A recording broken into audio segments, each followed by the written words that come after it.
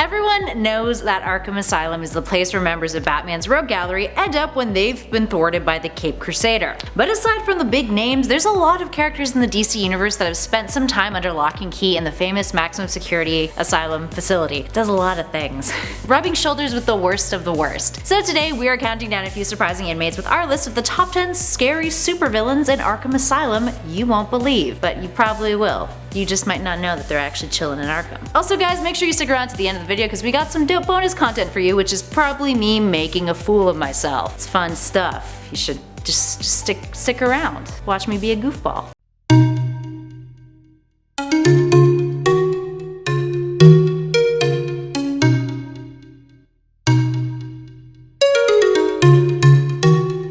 And at number 10, Professor Milo. Let's start off our list with Dr. Achilles Milo, a renowned chemist who used his skills and knowledge to screw with Batman in one of the most hilarious ways. One of these plans was a murder plot in which he attempted to chemically alter Batman's mind with a drug that made him afraid of anything bat-shaped. He also gassed him alive with the chemical that made him lose his will to live. So as you might be wondering, what's this Silver Age 1957 villain doing on a list of scary supervillains? Well, it's because by the time that the 70s rolled around, his character took a different turn in Batman issue 255, when Milo manipulated a fellow inmate into using a serum that would transform said inmate into a werewolf, who he then tried to use to murder Batman with. But that is not the scary part. What is the fact that this plan backfired and he was mauled by the werewolf, somehow managed to survive, and then continued his schemes in Arkham, where his exposure to his chemicals made him insane. He briefly retired but then returned during 52, not to be mistaken with the new 52, where he had suffered from some sort of maiming that was undisclosed, with both of his legs missing. Chemicals, they're scary, right?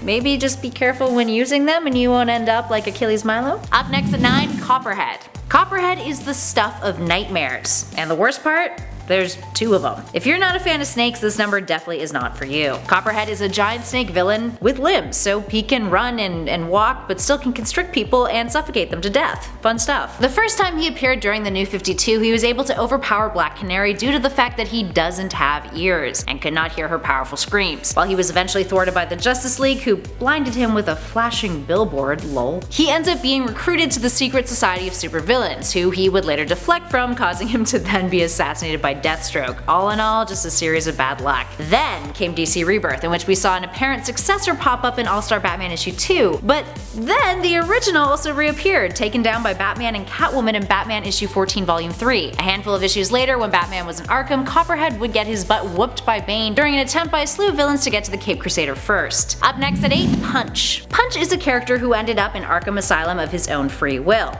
He had previously been imprisoned in Santa Prisca, separated from his beloved criminal partner Julie. Escaping, he would find Commissioner Gordon, drug Commissioner Gordon, and then impersonate Commissioner Gordon in order to get into Arkham in order to save Julie. Batman at the time was hoping to recruit him into the Suicide Squad, and he and Julie actually ended up on the team working together. But after a whole kerfuffle with Bane and Catwoman, the 2 of them were seemingly killed. Psych, they actually faked their own deaths, preventing themselves from being incinerated by covering their bodies in flame-proof bubblegum, as one does, clearly, and then escaped said incinerator by fleeing in a raft. They were eventually caught, but given time off of their sentences for their service, and also the ability to see each other once a month. Regardless, both Punch and his lover Julie are scary as hell. Look at those faces. Can't say as much about their behavior, but you know, they're good enough for the Suicide Squad. Up next, number 7, James Gordon Jr. James Gordon Jr.'s parentage is pretty obvious, so we won't get into that. The Prime Earth version of James Jr. was an inmate at Arkham and had been alluded as being the catalyst behind his sister Barbara Gordon's paralysis at the hands of the Joker. Now in the New 52, we saw him torment the crap out of his sister, drugging her and trading her to the Joker in exchange for their mother's life. Eventually he fell from a rooftop thanks to a batarang thrown by his sister. He was believed to be dead, but would eventually be recruited to join up with the Suicide Squad, with his justification in joining apparently being that he was in love with poor Amanda Waller. Damn, that girl deserves better. Regardless, he's creepy as f.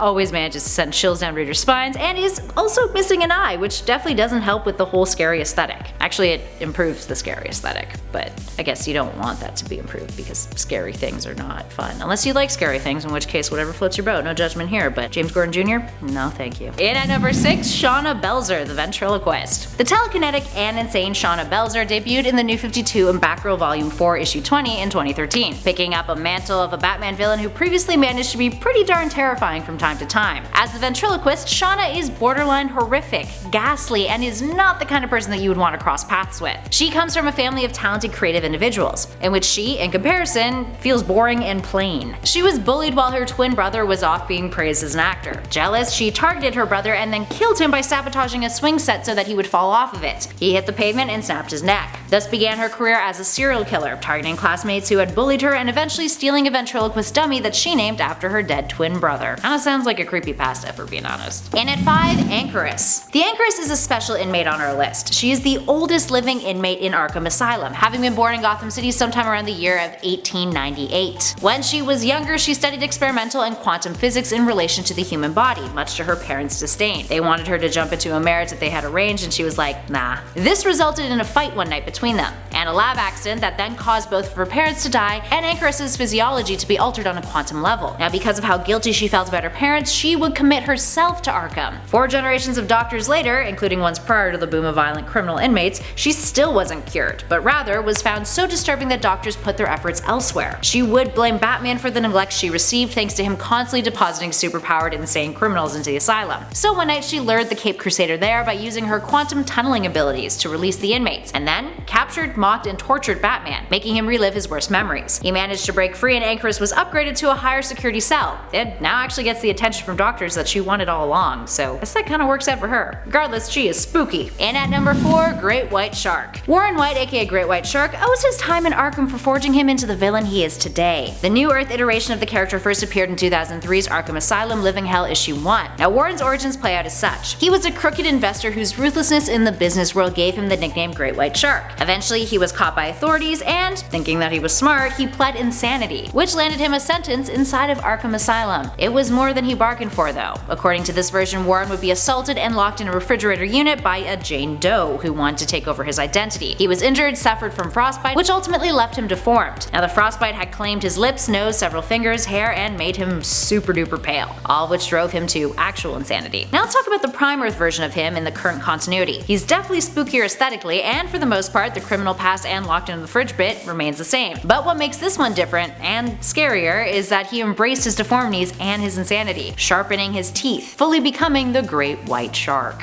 Up next, number 3, Doodlebug. Doodlebug, aka Daedalus Bach, is a pretty small-time obscure villain, but horrific nonetheless. He's a dude with bright red eyes who usually is covered in blood, and fancies himself an artist. Now he claims to receive visions of inspiration, then compulsively recreates said visions on whatever canvas he can find. And those canvases, my friends, typically include human beings. To make it worse, his paintings and his appearance are modeled after real-life artist Jean-Michel Basquiat, whose artwork looks like this. Now imagine that, but instead of paint, it is made out of blood and might be on a human body. Yeah, no thanks, Doodlebug. He ended up getting killed off though in Arkham Asylum Living Hell issue 6 as part of a demonic sacrifice, which really is just run-of-the-mill stuff over at Arkham. And at number 2, AMYGDALA. Here we have a character who really fits the bill aesthetically when it comes to scary supervillains. AMYGDALA is a hulking menace with brain damage who really doesn't like Dick Grayson. Now for starters, the amygdala is a part of the brain, in case you didn't know. It's an almond-shaped set of neurons located within the brain's medial temporal lobe, which plays a large role in processing emotions. So with that in mind,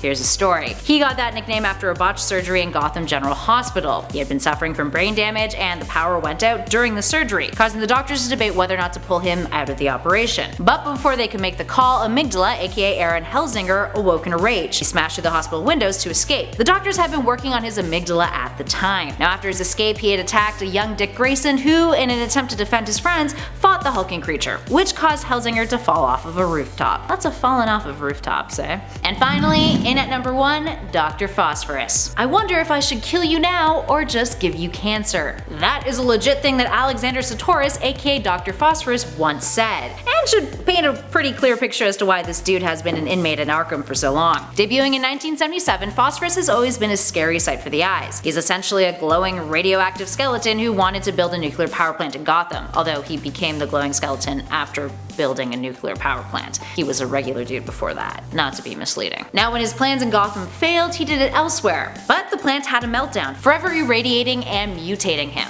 He attempted to poison Gotham's water supply but was thwarted by Batman. He just doesn't like Gotham at all, holds a major grudge. He has a toxic radioactive touch, and if he were to shut off his phosphorus form, he would die since his central nervous system has been replaced by it. Now jump to the Prime Earth version of Dr. Phosphorus, who, thanks to modern art styles, is now even more terrifying than before. Here he is the ruler of the underground city of Cameltown, which lays beneath Arkham Asylum. And aside from having a run-in with Catwoman, he's generally less evil, and genuinely wants to rule over his people peacefully. Although he couldn't help but dabble in some chaos after the crime syndicate killed the Justice League and the world had basically gone to poop. He was like, yeah, I'm getting up there and I'm gonna have some fun. Cancer.